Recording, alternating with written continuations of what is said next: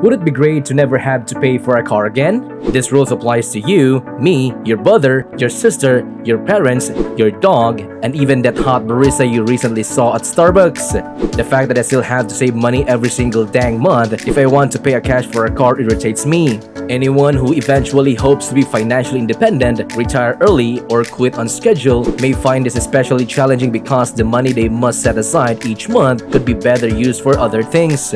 I don't know about you, but I no longer wish to engage in this behavior. Instead, I want to reach a place where I'll never again need to put money aside for a car. So I began to consider how I may accomplish this. So in this video, we outline exact plan for getting the point where you never again need to save up money for a car. But once again, stay until the very end of the movie because there are a few things I want you to highlight. Please note that this channel promotes smart investing, and recently we have releasing EV videos in best index funds. So why not use what you learned today about investment to fund your next car? Before we start, we are not financial advisors, so please do your research and study first if you want to try the methods mentioned in this video. Let me add that this is not a get-rich-quick plan. I'm not even asking you to try to cure cancer or break atoms. That is much harder than this. I'll be the first to confess that this will take a little while. However, you'll understand that the payoff, which comes from receiving free cars forever, is well worth it once we demonstrate the technique and how the mathematics truly works out. This technique is also known as the free car strategy. First, take on a lease, possibly among the worst methods for purchasing a car. You are receiving the short end of the stick due to the initial purchase required, the monthly payment, and the fact that you practically drove the automobile throughout the period when it depreciates the quickest, the first 5 years. Then, of course, you must return the vehicle after a 3 or 4 year lease period. Second, taking on debt. The most common method is getting a car loan. However, for various reasons, auto loans are because most individuals overspend because they base their judgment on whether or not they can afford the monthly payment rather than considering the whole cost of the car. You are, of course, paying interest to own an asset that depreciates more quickly than, say, Bitcoin dropped. Third, cold hard cash. Of course, the ideal method for buying a car. A piece of advice: if you choose a shorter automobile, find out how much the dealership will let you charge to your credit card before paying it off straight away. Since most individuals cannot buy a car outright right now, but if you plan to play your cards wisely, you will be able to do very soon. And with that, and with what we're about to show you, you won't have to do this for very long before you ever again need to save money for a car purchase. Let's now discuss the procedure. Eventually, you won't ever need to save money for a car again. The first technique is the dull method. I'm half kidding. The method that most people use to pay cash for a car, or cold hard cash, so let's start there. I'm saying that there is nothing improper about employing this tried and true strategy to accumulate funds for an automobile. Although it won't blow you away, it's crucial to recognize how this strategy compares to the free car strategy I'll be demonstrating. For both scenarios, we'll make use of the same numbers. Suppose you want to purchase a new vehicle. Naturally, it is utilized every 8 years. You are prepared to spend $9,000 on a vehicle at that moment. We'll presume you'll be able to sell your present car for $2,000 if you trade it in. Therefore, you will need to save up $7,000 in this instance. You'll save the $73 every month in a high-interest savings account that earns 2.2% because you want to play it safe and not take any risk since you need to have that much on hand in those 8 years. After 8 years, you'll have $656 saved for your next vehicle. That's not awful at all. The interest rate isn't absurd, but of course, it will undoubtedly be there when you try to withdraw the money.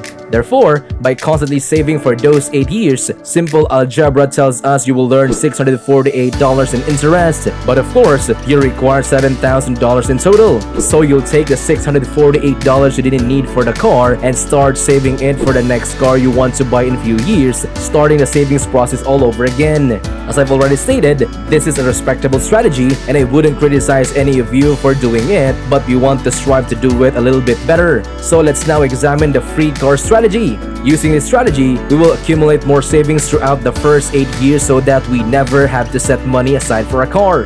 Like the uninteresting example, we intend to purchase $9,000 car every 8 years. Let's imagine you were 30 years old when you started this process, which means you will be 38 years old when it comes to buy your next automobile. We're going to assume that we will be able to trade in our current car for $2,000 when we buy that new one. Instead of saving $73 a month as a typical person does, use the tedious way. Of course, I'm joking, but we'll set aside $200 each month for the first 8 years, which will come out to $19,000 you'll pay. We will invest the $200 per month through taxable investing account in a low-cost index fund, assuming a 7% return rather than placing it in a high-interest savings account. Since the horizon is longer by 8 years, instead of placing this money in a savings account, we feel better at ease investing it.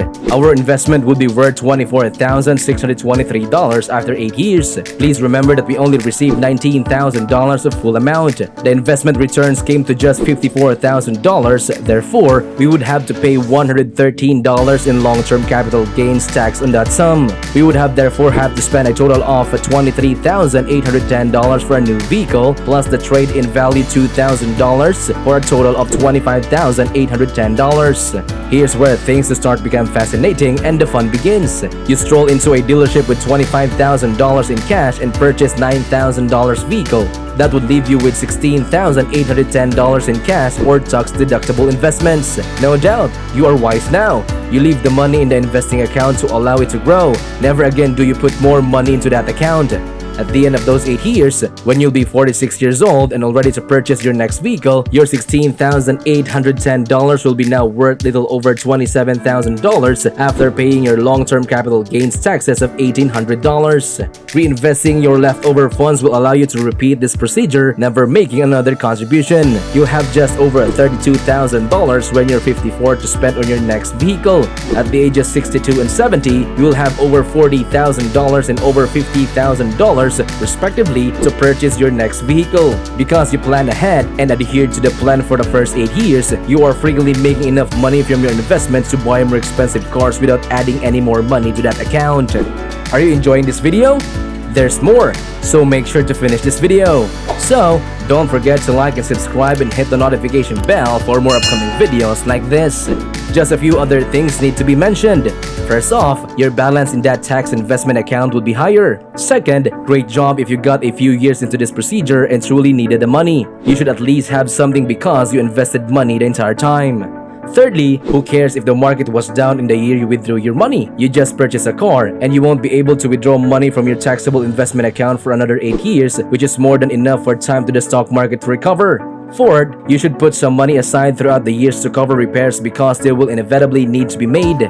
However, you won't need to save as much money because your automobile account will start to grow on its own after the first 8 years. The fifth, you don't need such an expensive car. Therefore, if you buy a less expensive car, say, one that costs $4,000 or $5,000, you would follow my example. Fantastic, you're well ahead.